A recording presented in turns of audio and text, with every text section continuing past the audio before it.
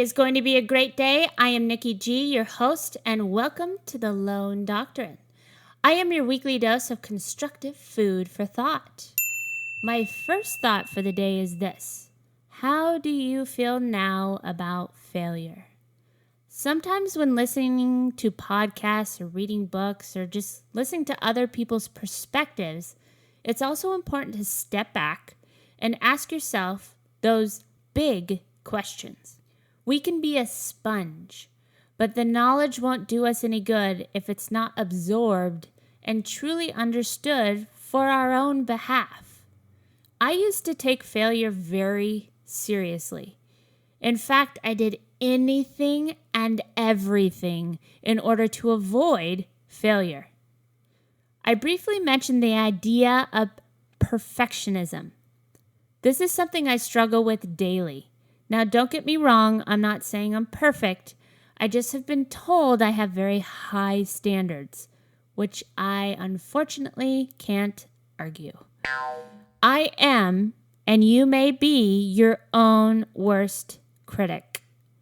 I still find myself sometimes becoming so critical of myself that it feels as if I'm carrying around a ton of bricks in a mental sense. Although I've got much better comparably to when I was young, it's still something that I'm challenged with now and again. I believe it came from my past. I was thrown into a world where I was expected to be perfect. At the age of 7, I landed my first gig as a musician in a touring production of Godspell, while also playing in a professional orchestra with musicians 3 or 4 times my age. If you're not very familiar with the craft of musicianship, it's a lifelong craft and one that was expected in those circumstances to be perfect.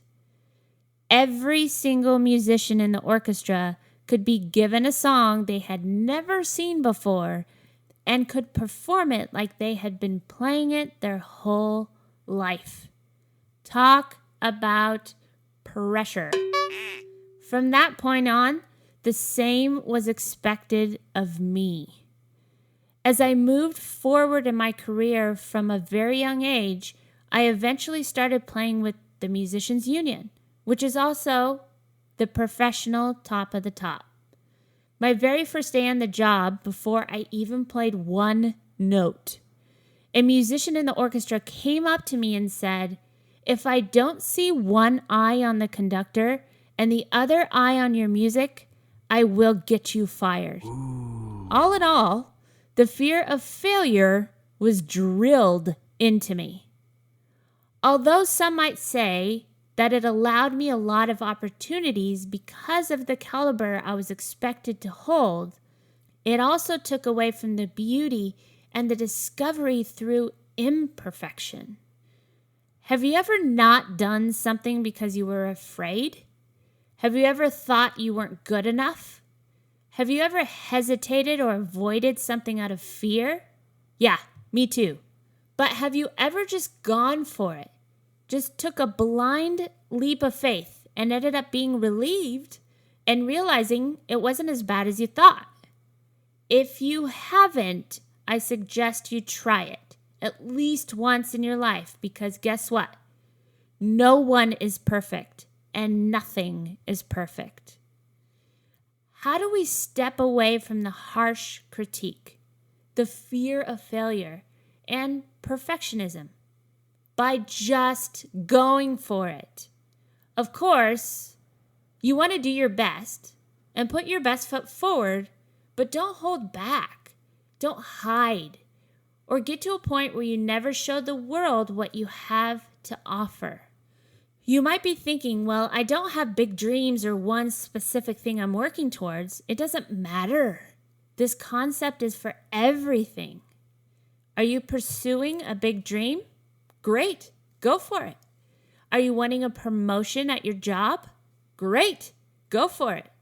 Are you wanting to add an exercise routine into your weekly schedule? Great, go for it. Are you wanting to start a hobby or volunteer? Great. Go for it. Are you wanting to travel? Great. Go for it.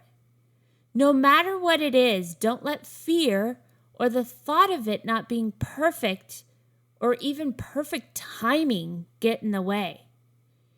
You know what's calling. No one else can tell you, but you know what's happening in your mind, body, and spirit right here, right now. No, this isn't a religious show. And when I say spirit, don't get all wigged out.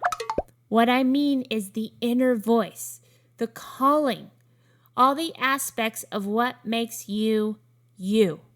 Your imperfection is perfection. It's due time you live a life that is authentically you. So today and every day, be you.